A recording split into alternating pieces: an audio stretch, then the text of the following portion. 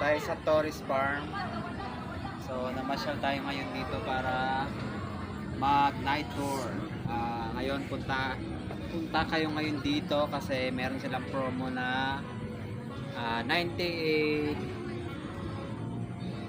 per person. 99. So eto Torres Farm, makikita mo yung mga pailaw nila tsaka yung mga bagong ano pala nila dito kasi yung huling punta namin Wait.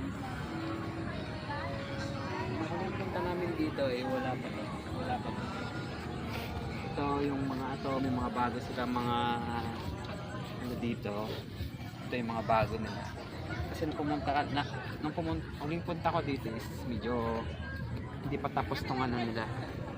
So mamaya samahan nyo kami dito sa Oo. pagtutour dito sa dyan sa ano pa yung mga